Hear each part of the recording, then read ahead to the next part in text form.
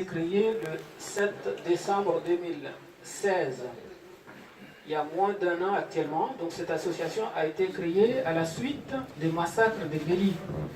Donc vous avez entendu parler, ou vous avez vu, ou vous avez suivi. Et donc cette association a été créée sur cette base-là. Donc il y a un fait déclencheur dans toutes les sociétés. Certainement c'est pour ça qu'elle a été créée, mais elle n'est pas une association de victimes de Guéli. C'est une association tchadienne qui soutient toutes les victimes sous toute forme de violence. Alors, donc, aujourd'hui et lors de la dernière manifestation, nous avons participé au nom de cette association et nous avons aussi rédigé un courrier recommandé à l'OFRA. L'OFRA, parce que M. Mohamed Hassan Boulmaï est sous la protection de l'OFRA. C'est un réfugié politique qui était en déplacement.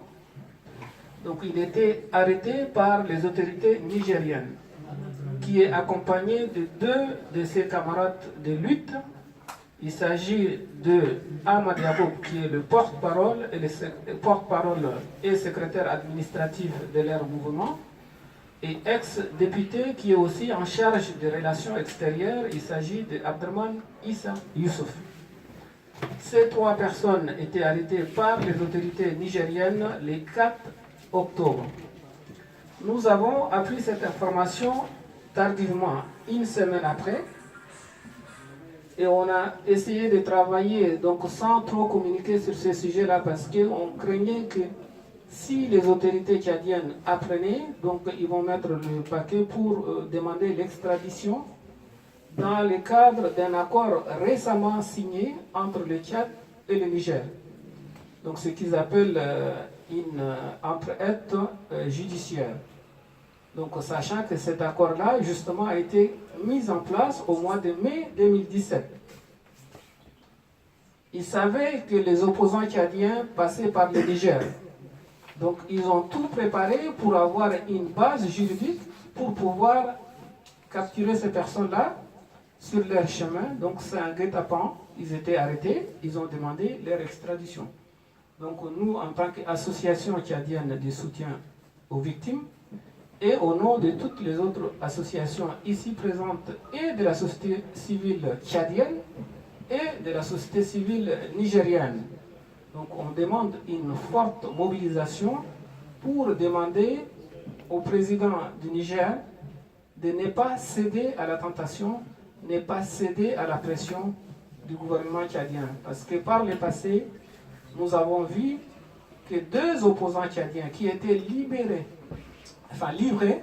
par les autorités nigériennes au Tchad, ils étaient exécutés.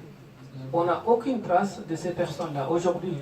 Donc on craint que ça va se reproduire. Donc c'est pour cette raison-là que nous, on estime que les droits de l'homme, les droits de toutes les personnes qui sont libres de circuler dans ces pays-là n'est pas respecté. Et surtout, vraiment, on craint qu'ils seront extradés vers le Tchad et ils vont risquer leur vie. Il y a aussi le cas d'Abdraman Issa Youssouf qui est malade, qui suit un traitement. Donc je demande à la Croix-Rouge et à la société nigérienne d'intervenir en toute urgence pour apporter les premiers soins, parce que c'est une personne qui est sous traitement.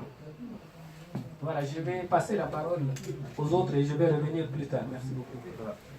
Merci Adoum pour cet éclairage et l'engagement de ton association pour ces personnes qui sont arrêtées au Niger. Donc, je disais tout à l'heure à l'entrée de cette conférence de presse qu'Abakar Assilek, que vous connaissez très bien, un activiste tchadien.